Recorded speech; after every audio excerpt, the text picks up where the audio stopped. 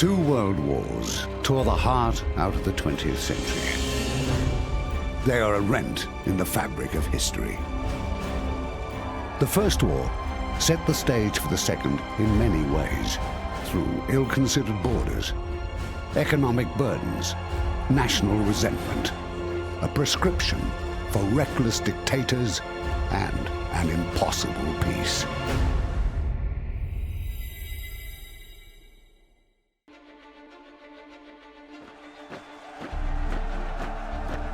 Whether action against Hitler in March 1936, when he sent troops into the Rhineland, would have ended or merely postponed his ambition, can never be known.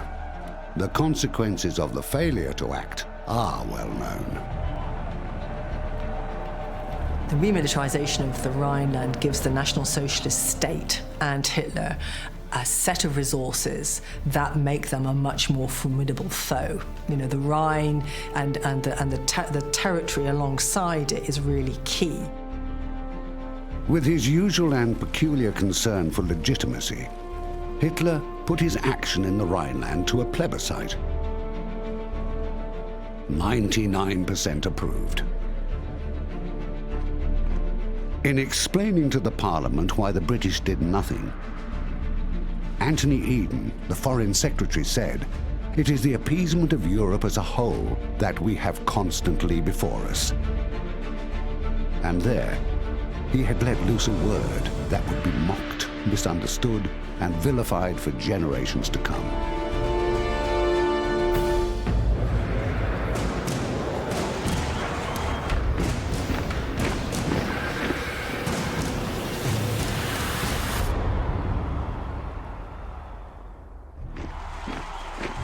The militarization of the Rhineland seemed to the British to be a case of German troops marching onto German soil. Lord Lothian comfortingly remarked that the Germans were only going into their own back garden. But he was not looking at the map, and so failed to realize what a blow this was for France, whose eastern frontier was suddenly exposed. The incident which really crystallized, I think, people's view was the reoccupation of the Rhineland. And it was perfectly clear that the British were not going to respond, and nor were the French, to this flagrant breach of Versailles and of the Treaty of Locarno. France was hamstrung in what action she could take to meet the new threat. Between May 35 and June 36, as much as 13 million francs was exported from France. Speculators thus denied the French government the legitimacy of true political independence. Monsieur Serra's government resigns, and the first 100% socialist premier takes office in France amid a fever of strikes. When Léon Blum announced his Popular Front government on June the 5th, a deputy from the Ardèche could only marvel. Who would have believed, Xavier Valla asked, that this old Gallo-Roman country would be governed by a Jew? The newspaper, Action Française, habitually referred to Léon Blum as the circumcised Narbonnais. He represented a constituency in Narbonne.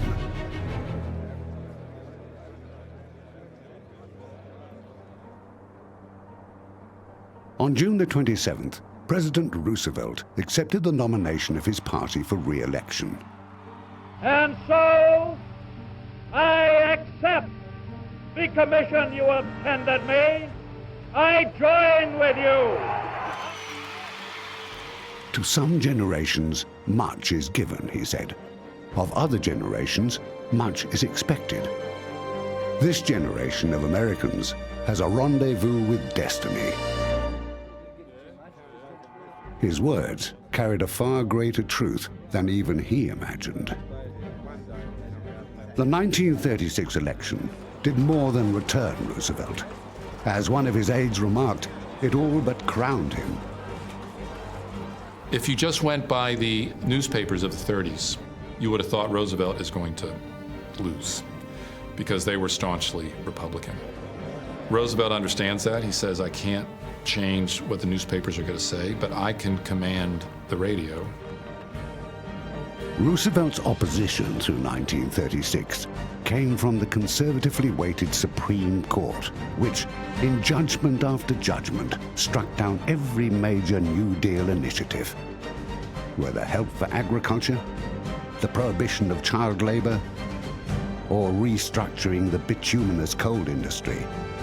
The Democratic administration and the Congress made a gallant, sincere effort to raise wages, to reduce hours, to abolish child labor, and to eliminate unfair trade practices. You know who assumed the power to veto and did veto that program. The angry president's reputation was sullied, his agenda crippled, when one justice, Owen Roberts, possibly sensing the meaning behind Roosevelt's language, tilted the majority in favor of progress. The necessity of adopting FDR's contentious court reform strategy passed. This New Deal endures, and it puts in place a different infrastructure for the central government. It makes it much more of a player in welfare, industrial relations. It extends its influence over other areas. This becomes transformative in the relationship of government to citizenry.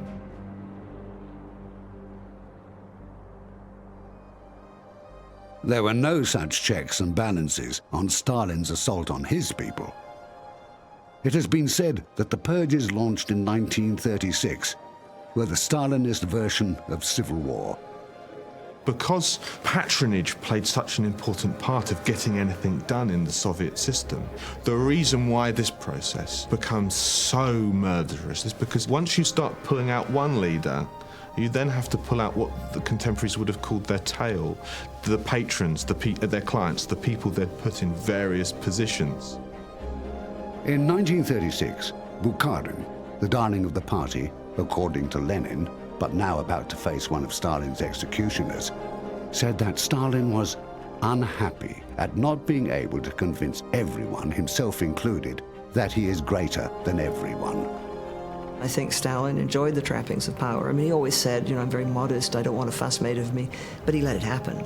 He let the airplanes fly with banners over Red Square in Moscow at the time of his birthday. He let his picture be everywhere. And he kept on saying rather modestly, well, it's only because the people need to identify with someone. I don't really like it. Well, I think people get to enjoy power.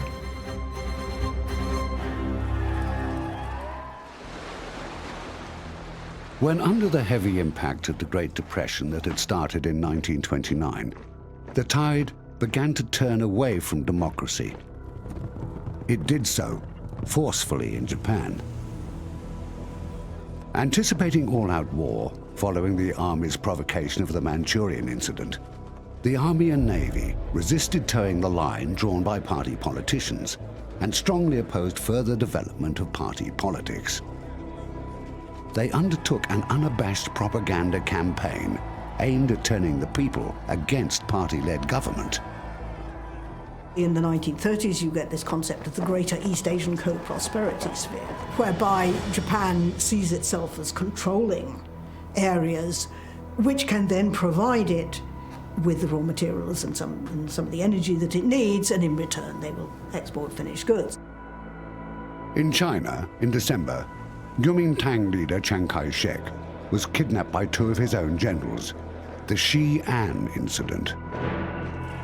Following negotiations, he was released, having agreed that he would stop fighting the communists and join them in resisting the Japanese. Within months, the Japanese would launch a full-scale invasion.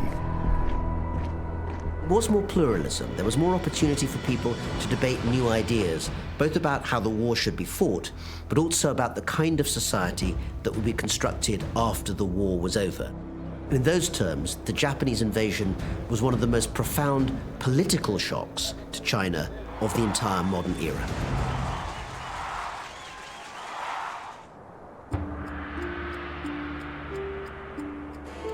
In 1936, John Maynard Keynes published The General Theory of Employment, Interest and Money, which buried the sacred cow of the balanced budget. In 1936, according to George Orwell, history stopped.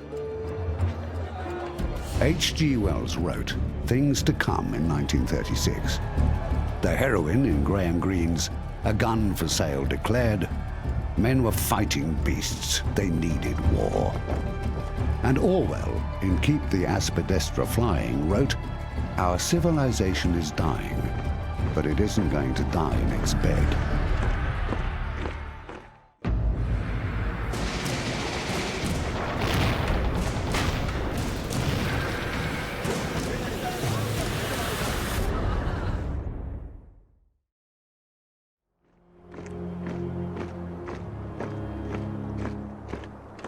The threat of German nationalism, which Britain and France appeased, is portrayed often as the only disruptive issue which those countries faced.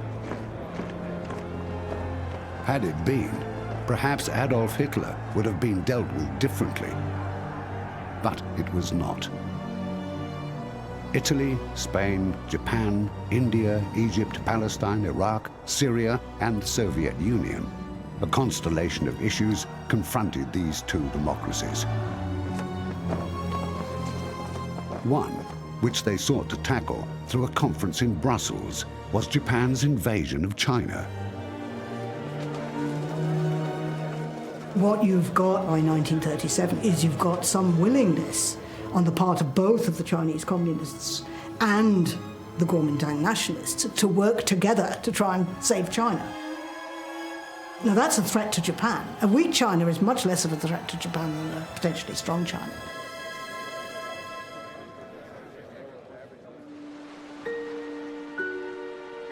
Japan's defense budget had risen from 465 million yen in 1931 to over 1 billion in 1935 and 3 billion by 1937.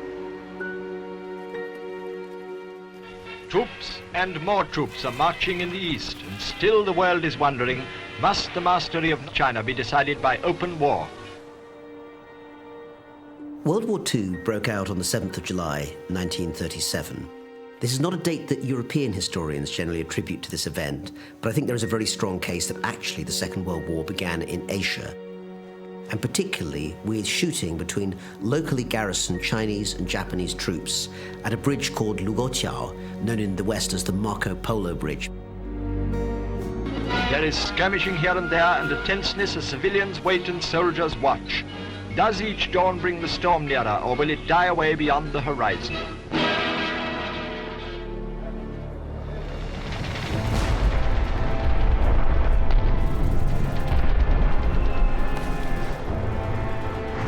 The statement that now we, Chinese people, as a nation, we need to unite together. Despite the class, despite where we're from, and now we need to fight against the enemy from the outside. I think that was definitely a turning moment. Chinese defenders give themselves up. So the defending position is taken, and the soldiers of Japan march on.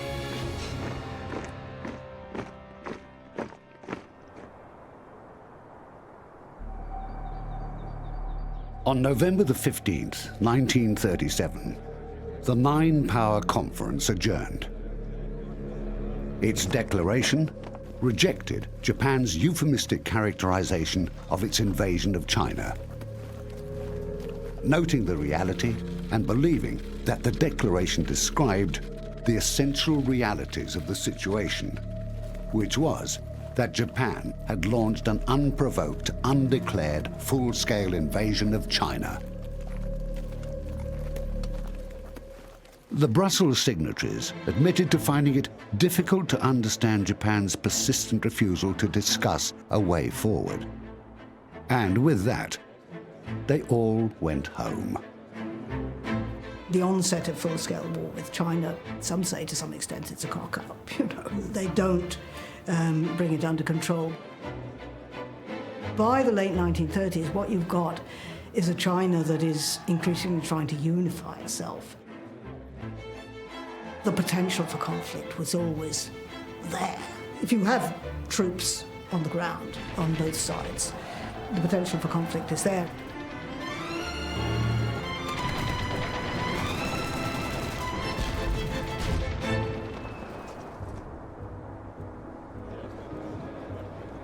It seems incredible, viewed through our end of the telescope, that the British Foreign Office in March 1937 was suggesting that a general settlement with Hitler was still a possibility.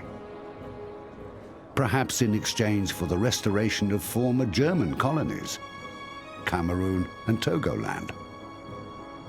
But British optimism arose from a keen awareness of deficiencies. The annual output per blast furnace in the British steel industry had increased from 30,000 tons in 1913 to 83,000 tons in 1937. It was not enough. By then, the figure for Germany was 125,000 tons. For the USA, 210,000. In May, Neville Chamberlain entered Downing Street as Prime Minister. He was 68, and he faced a threatening world, peopled by such characters as he had never known. Parodied as an umbrella-twirling fool, he was able to pursue his policy of appeasement, not because he was a weak Prime Minister, but because he was a strong one who controlled his cabinet with autocratic firmness. You know, he was not the naive, wide-eyed idiot that some people portray him as. He didn't trust Hitler. He was trying to get the best deal. Some in the Parliament are thought to have had a better grip on the pulse of the times, but that too is doubtful. The Tories are concerned about the state of Britain's defences and show their sympathy with the views of Mr. Winston Churchill, one of the chief advocates of increasing the armed forces of the Crown. It would be dangerous folly for the British people to underrate the amazing qualities of courage, comprehension, self-control and perseverance which he exemplifies, Churchill wrote on October the 10th. He was not, of course, describing Chamberlain or Hitler. He was talking about Mussolini. Churchill's been portrayed as a sort of wine-bibbing Liberal Democrat. In fact, he was a whiskey-sloshing Tory thug, and that's just what we needed where Hitler was concerned. He was prepared to stand up to it, and he was unintimidated by the menace. It was a very challenging time for would-be judges of character. Lord Halifax had met Hitler, and his impression of the man, he wrote, was that he was very sincere. Stalin's Russia, on the other hand, Lord Halifax considered to be the Antichrist. A man with a less church-bound Manichaean view might have reached out and done some good in pre-war diplomacy. He might, as British Foreign Secretary, have tested Foreign Minister Litvinov's suggestion of a British-French-Soviet accord in defense of Czechoslovakia. He might have, but he did not. And in March, the air raid sirens were tested for the first time in London. And the city's gas mask depot was opened. People saw what was happening in Manchuria, in Abyssinia, in Spain. So they knew what aerial bombardment meant. They knew that this would be a war not of combatants, but a war on the non-combatants. This would be a war against civilians.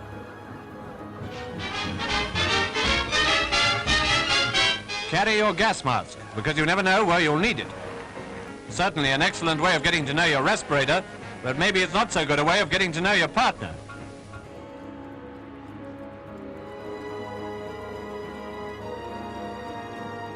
It was a time for governments to prepare their people.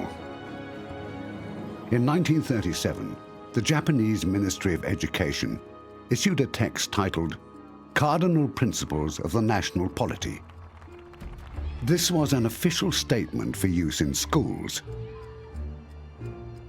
It defined the Japanese state as aggressively nationalist, imperialist, authoritarian, non-individualistic. The 30s was a decade of reaction in Japan. Reaction to individualism, socialism, jazz. Reaction that reinforced the pillars of emperor, nation, tradition. The future, the loudest voices argued, was polluting the national essence, kokotai. What was needed was the establishment of a new order, Jinchitsujo. Of course, the last thing the voices wanted was for the new order to have anything new about it. In July, the Japanese parliament approved a 2.5 billion yen rise in military spending and mobilization laws that gave the now totalitarian state control over the economy.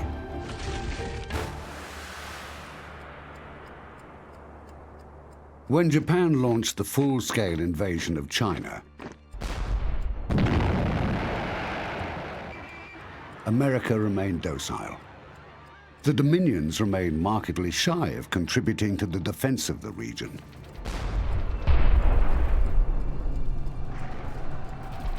And the British service chiefs told the Prime Minister they could fight Germany in Europe and/or Mussolini in the Mediterranean and/or Japan in the Far East.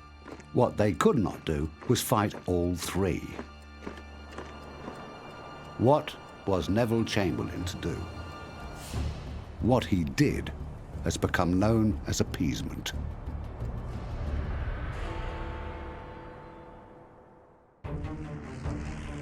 What Japan did was vent its fury against the Chinese, who had not succumbed in a few weeks, as they expected. Their aim was deadly and unrestricted bombing of civilians became a Japanese trademark.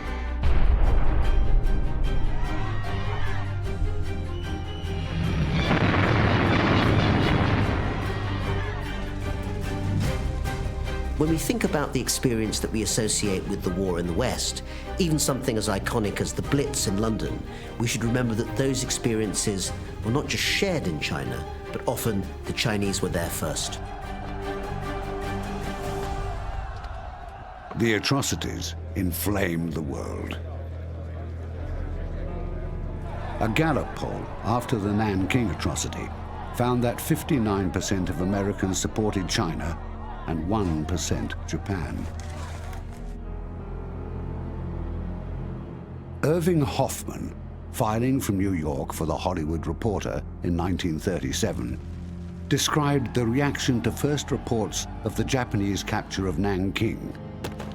The shots, he said, inspire hisses from all parts of the house, and when a Japanese aviator is shot to earth, the house rocks with applause. When people look today at newsreel footage or photographs of the war in China in its first 2 or 3 years, 1937 to 39, I think what might strike them is not so much its strangeness, but its familiarity. The city of Chongqing, the temporary capital of China, being bombed at some seasons almost on a daily basis with incendiary devices dropped by Japanese planes. The digging of trenches in the streets of Shanghai during the desperate battle for that city in the summer and autumn of 1937. The training and drilling of troops, often at very short notice in desperation. The sending of refugees from the vulnerable cities to the interior, to the countryside. China's problem was that she lacked organization, and most of all, she lacked modern weapons. In Europe, an undeclared race was on to match the offensive capability of potential enemies. And the emphasis was on air power. In 1937, Germany built 5,606 aircraft. The USSR, 6,033. Great Britain, 2,218. Italy, 1,794. And France built 370.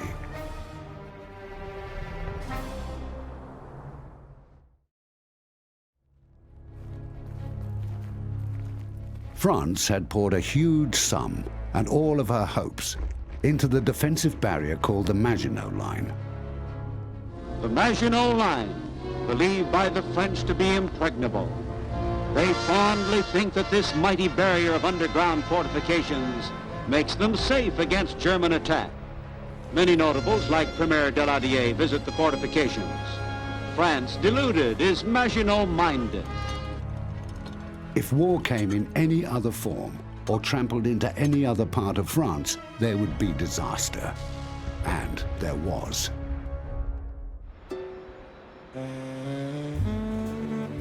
But there was always something about France that did not quite seem to have a grip on the real reality.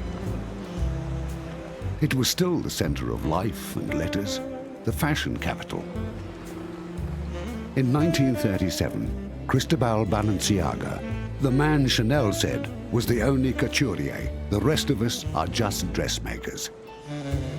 And Dior, acknowledged as the master, opened his salon and, as Piers Brendan put it, the franc was allowed to float, and it sank.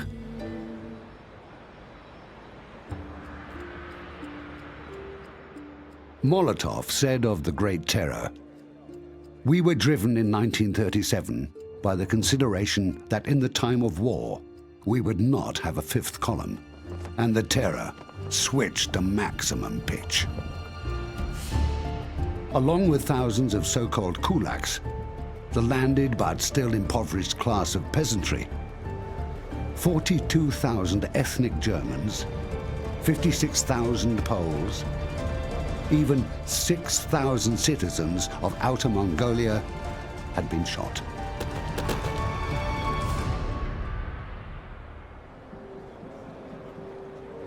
An insignificant number compared to the victims of the forced famine in the Ukraine, or the much worse that was to come. Stalin had also purged the Red Army, killing 13 out of 15 army commanders, 50 out of 57 corps commanders, 154 out of 186 divisional commanders, and 36,000 other officers.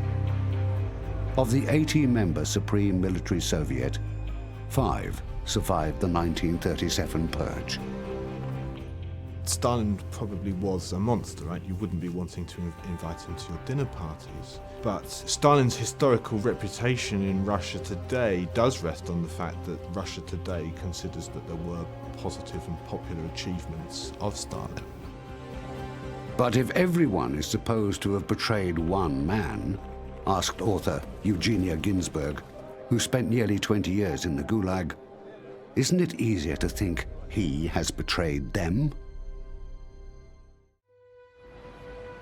On November the 22nd, the Chicago Tribune published a story filed from Berlin. It said, "A famous Viennese specialist has disclosed what he claims is a record for going through the spookiest experience in modern doctor's practice. He was called to Moscow to treat dictator Joseph Stalin, but he declares that when he got there, he was confronted by 6 silent and almost identical men, all wearing the same kind of moustache as that worn by Stalin. The specialist treated all 6 of them for 10 days, 3 times in succession. He returned from his 3rd trip last month and still does not know which of his patients was Stalin." This was the absolute ruler of the USSR.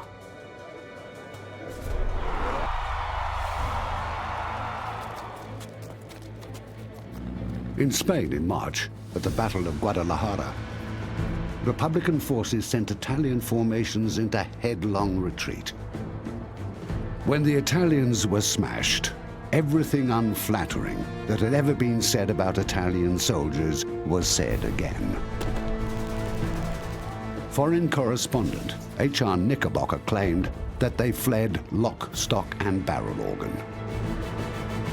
Mussolini could hardly boast, though it would have been true, that amongst the victors of Guadalajara was the Italian anti-fascist Garibaldi Brigade.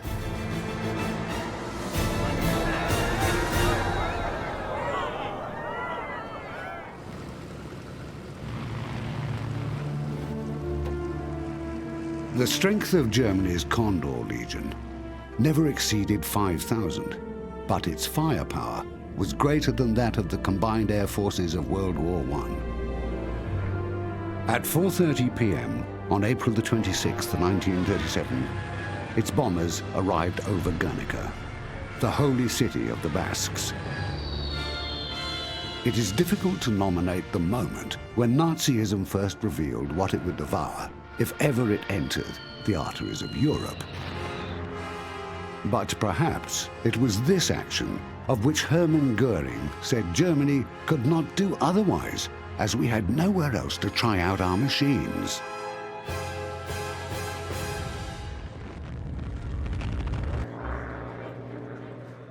In 1937, Pablo Picasso poured his heart and outrage into one of art's most impassioned paintings. Picasso does seem to have done something that has endured and still keeps a message that we recognize and respond to today. Its impact at the time was modest. It was exhibited in Paris in 1937 in the Spanish Pavilion, and people had difficulty understanding it. Crowds were more attracted by Dufy's homage to electricity.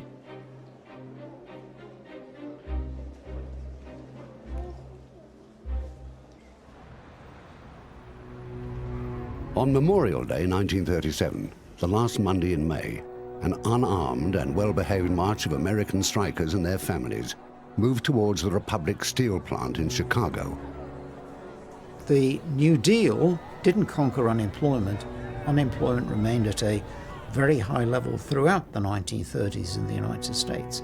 Even in 1937, the best year of the 1930s, it was probably around about 10% of the workforce.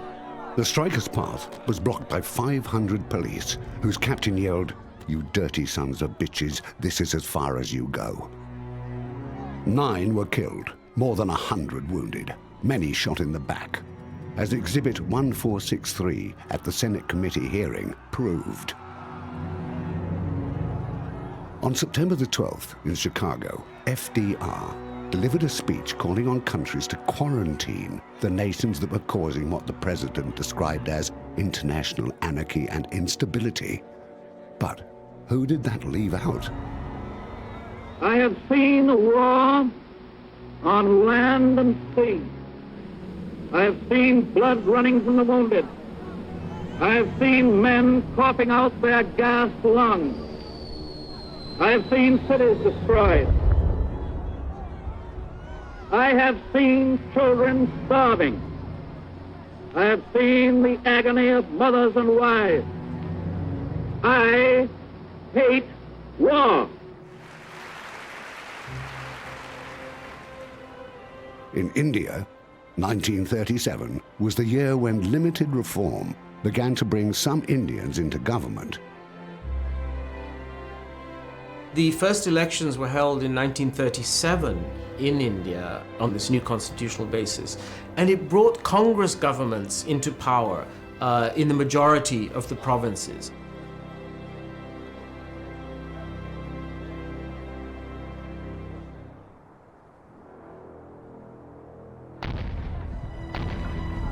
Elsewhere, the general trend seemed to be retrogressive. Terror was rampaging through Spain. To the east, new records in monstrosity were being set in the Soviet Union.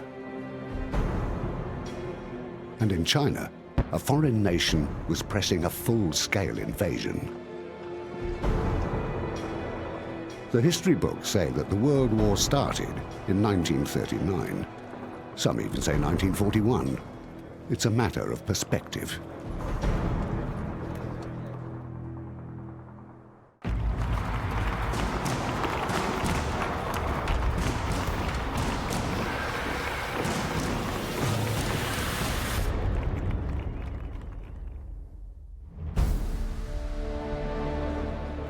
On March the 16th, the Italians launched an effectively unopposed air raid on Barcelona that killed 1,000 and wounded twice that number.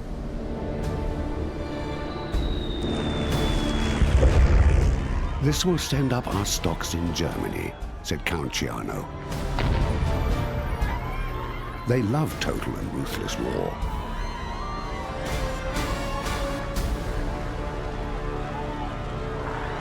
In Barcelona, by then serving as the Republican capital, the death rate for children and the elderly had doubled by 1938.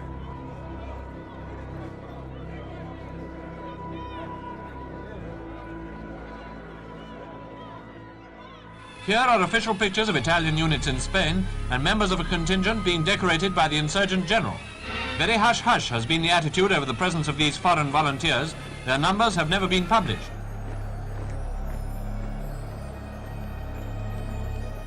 On July the 18th, the second anniversary of the failed coup, the rebel government in Burgos proclaimed the elevation to the dignity of Captain General of the Army, among other titles, of the most excellent Senor Don Francisco Franco Bahamonde. There are aspects of Franco that go beyond anything Ruritanian, that are pure comedy. You know, he's a man who believed in alchemy. He thought he could resolve Spain's international economic problems by turning lead into gold. He believed that a powder could be produced that when mixed with the water of a particular river would turn into gasoline. Some of the things he says are seriously comical.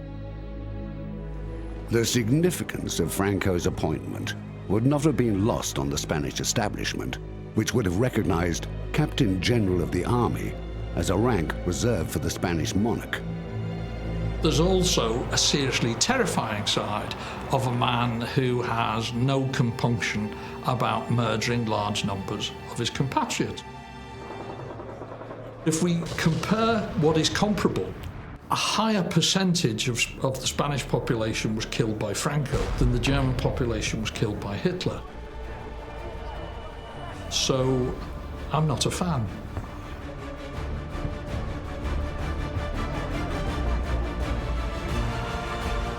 On August the 1st, the Republican Army of the Ebro was ordered to go onto the defensive. And when at 4:30 a.m. on November the 16th, the last survivors of the 35th Division recrossed the river, the Army of the Ebro had, in any meaningful sense, ceased to exist. And so, if it had not already vanished, had any prospect of a military victory over the nationalists. Anywhere. Ever.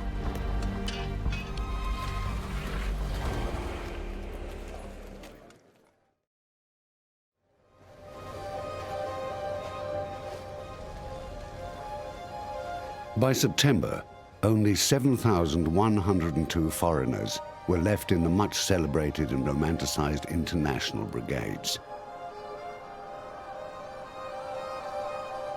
They were to leave behind 9,934 dead and 7,686 missing. As the Republican forces prepared to face the final and decisive rebel assault on Barcelona, they could count only 40 tanks, less than 100 field guns, barely 50 serviceable aircraft, and only 40,000 rifles.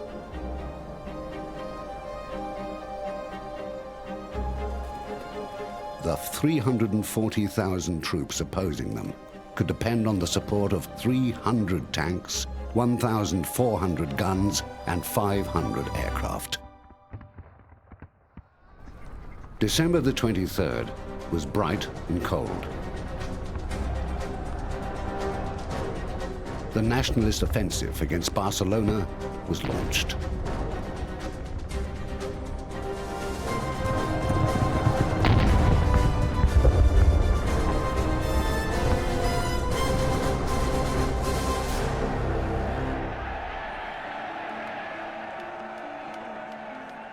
Under a February 26 byline, AAP reported, "Swear with us that Austria shall live forever," was the slogan of a torchlight procession, in which 35,000 adherents of the Fatherland Front took part in one of the greatest demonstrations in Salzburg's history. The correspondent goes on to report that Nazis who refused to uncover when the Austrian anthem was sung had their hats knocked off. Chancellor Schuschnigg announced a referendum that would ask whether voters supported a free and German, independent and social, Christian and united Austria. They would not be allowed to answer. Schuschnigg met Hitler and caved in to all of his demands, but that did not deflect the Führer from sending his troops across the border. As Chancellor Schuschnigg of Austria accepts Hitler's terms and reforms his cabinet with Austrian Nazis. Forgotten is the sensation of Germany's army changes. Chancellor Schuschnigg's surrender has set the front pages a new puzzle. Reflecting on his meeting, Schuschnigg said he felt as though he had met a madman who thinks he is God.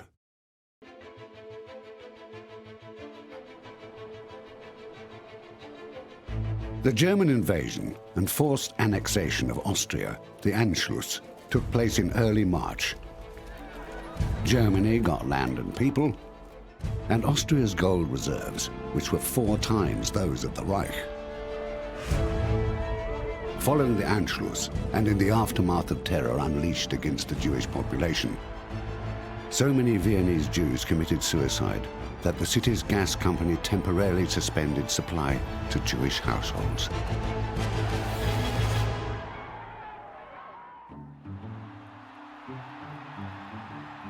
Two months after the Anschluss, a football match was scheduled for Berlin. The German national team now included several of the more powerful Austrian team, which had defeated England in 1936. They were now Germans. The visiting team was England. The English team give the Nazi salute during the German national anthem. Some claimed it was to make up for British athletes not having given the salute at the Berlin Olympics. Neville Henderson, Britain's ambassador to Berlin, said that the Nazis were looking for victories to boost their regime. It is, he said, their way of claiming a super race. When Goulden seizes an opportunity and makes it 6-3.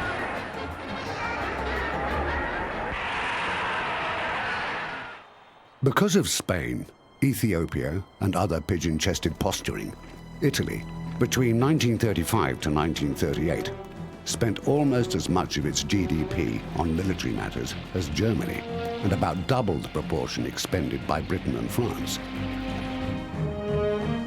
Between 1934 and 1940, military and colonial outlays accounted for 51% of expenditure.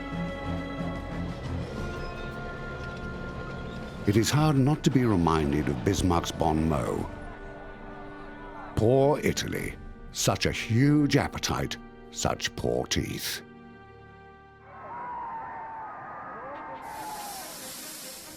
In early May, Hitler, with an entourage of 5,000, made his second visit to Italy. A very different figure from the fresh-minted junior partner of his first tour. Hitler makes his triumphant progress towards Rome. At the specially built Ostia station, the German dictator is met by the King of Italy. Only after royal greetings is the Mussolini handshake forthcoming. Mussolini stands on the flagship to welcome them as Minister of Marine, and it's on with the review. Mussolini told Ciano that he was sure the Führer, to defeat his natural pallor, was wearing rouge.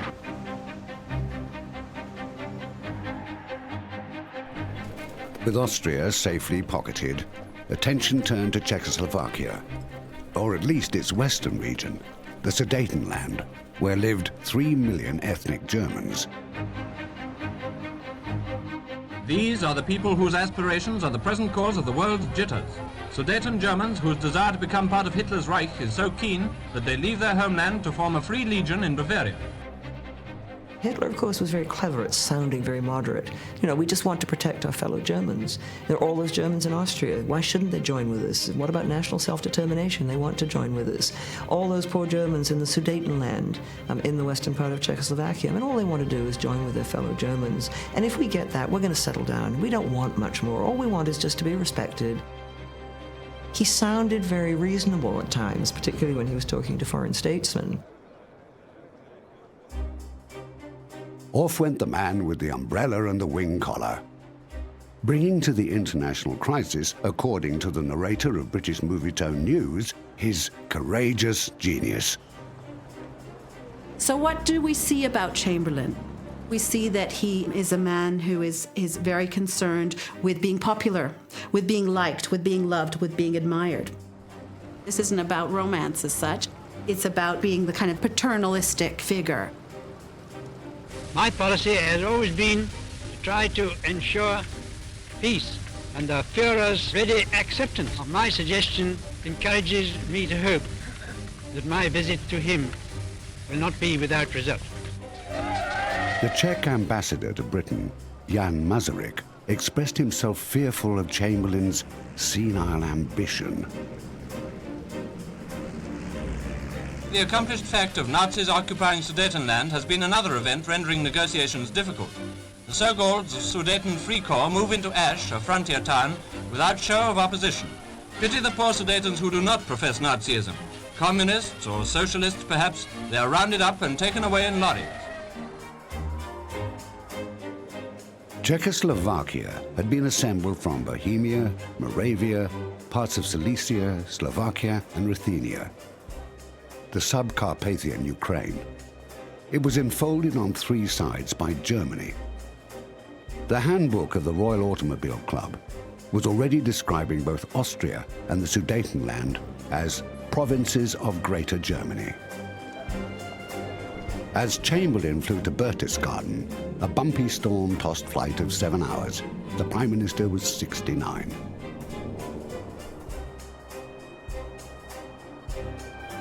As soon as Hitler sees that old man, said Mussolini, he will know that he has won the battle. There was also, I think, an extraordinary willingness to believe that somebody like Chamberlain could really, deal with Hitler. Of course, it partly stemmed from Chamberlain's amazingly arrogant self-confidence, that he understood Hitler and that Hitler liked him and that he could get on with it. In fact, Hitler despised him.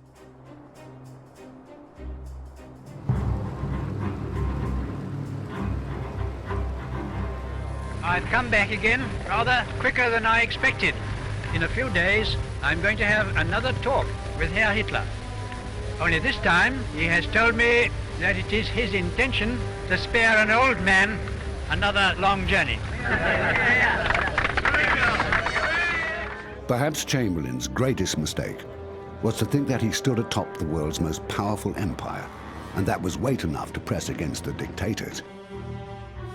It was not.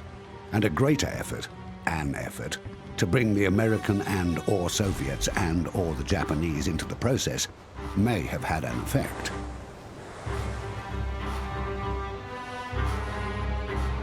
When Chamberlain agreed to go to Munich, President Roosevelt sent him a cable which contained 2 words: good man. Various forms of Foreign Office doggerel reportedly parodied the effort in similar terms. If at first you don't appease, went one ditty, fly, fly, fly again. When I come back, I hope I may be able to say, as Hotspur says in Henry IV, out of this nettle danger, we pluck this flower safety.